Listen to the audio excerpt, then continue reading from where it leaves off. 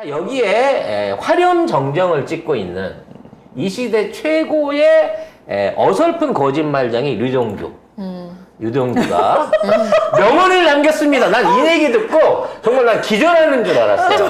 전 진짜 누가 패러디한 건 줄 알았어요. 그러니까 그동안 이 증언 조작 전문 검사가 붙었잖아요. 나름 엘리트를 붙였는데 하다 안 되니까 결론이 이렇게 된 거야. 네.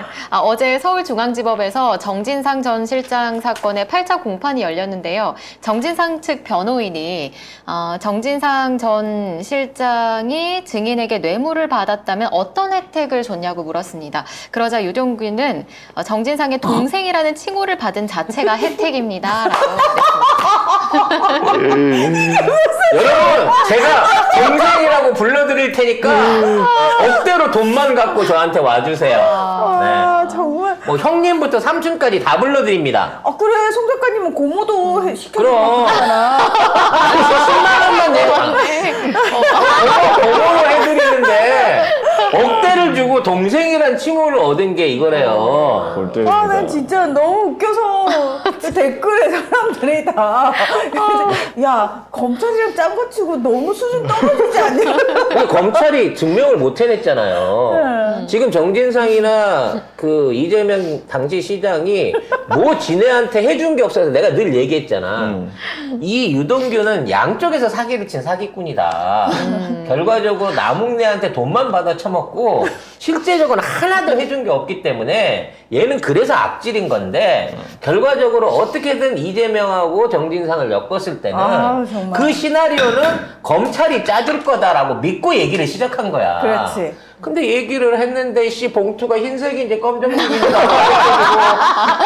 그때 날짜 코트를 입어야 되지 반팔을 입어야 될지도 안 갖춰주고 무슨 아파트를 CCTV 피해갖고 계단으로 댕기라고 얘기시키고 하다하다 이제 나중에 마지막 진술 와서 해준 게 뭐 있냐고 얘기를 할까요? 뭘 해준? 근데 해준 게 없거든? 해준 건 없어요. 근데 형님이라고 부르게 해줬다니까요?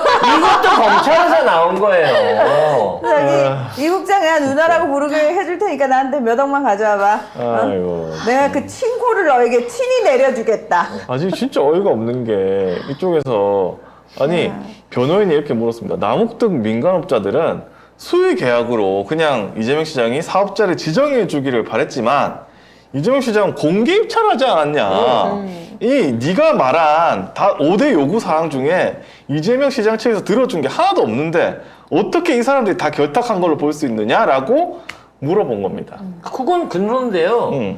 근데 대신에 제가 형님이라고 부를 수 있는 동생의 호칭을 얻었잖아요. 그게 대단한 거라니까요. 지금 이재명 시장의 그 당시 뭐 대통령도 아니야.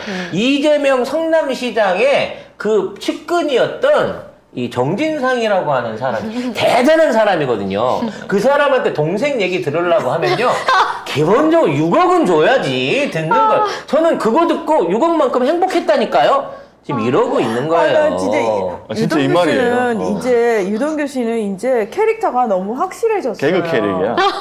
많은 분들이 나한테 유동규랑 똑같다. 메소드다. 진짜. 막 그런 얘기거든요. 아니 이 기사에 있는 말을 송 작가님이 약간 각색해서 해주셨는데 진짜 똑같은 말이에요. 진짜요? 동생이라는 칭호를 받은 자체가 혜택이다. 그러니까 와. 애초에 검찰이 불러서 이틀 동안을 단독 면담을 하면서 너 이 시기 똑바로 안 하면 돈 다 발라버리고 너 저 자금 숨겨준 걸로 해서 네 내연녀까지 다 잡아놓을 거야 이 시기야. 그러니까 내가 시키는 대로 해. 그래서 알겠습니다 라고 해서 출소를 해갖고 당당하게 얘기했죠.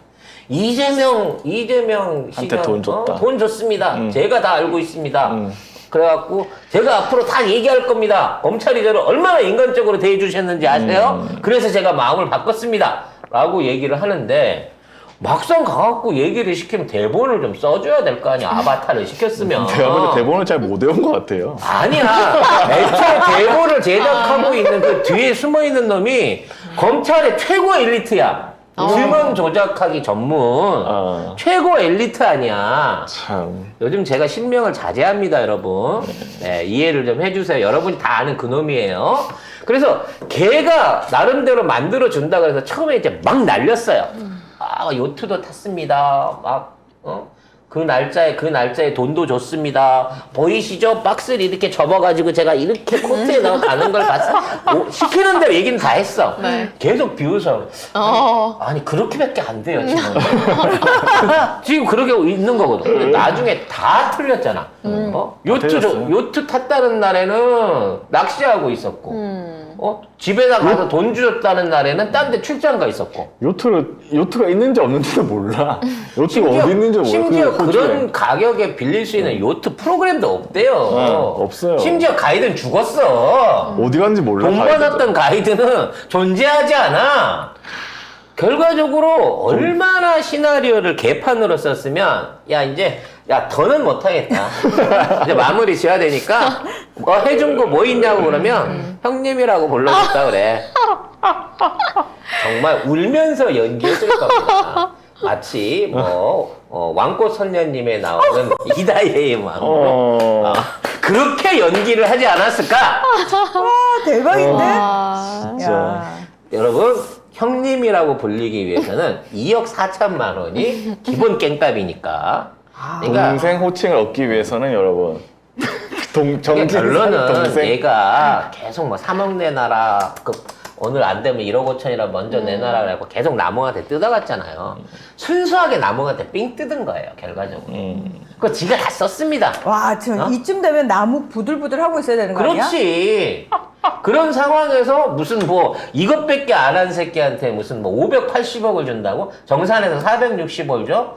결국은 얘가 못한 걸 김만배가 다 해냈잖아요. 박영수랑 같이 해갖고. 그래서 박영수가 다 가져간 거지. 8천억 가까운 수익 중에 5,600을 박영수가 아니지. 김만배가 다 갖고 간 거지. 이거는 사실상 김만배와 박영수의 공동재산이라니까.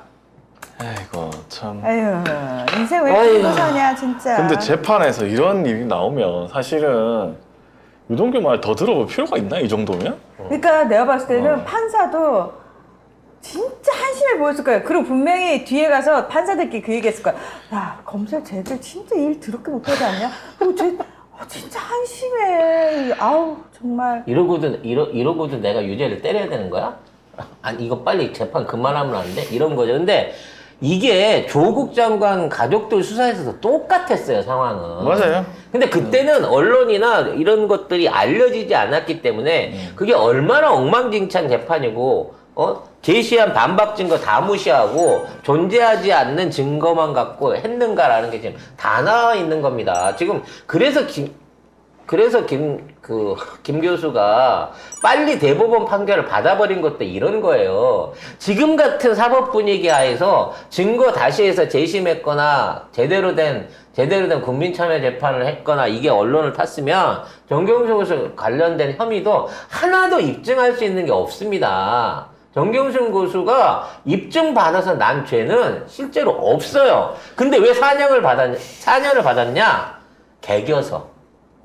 반성을 안 해서 4년을 받은 겁니다. 그럼 거기 인정을 해야 돼요?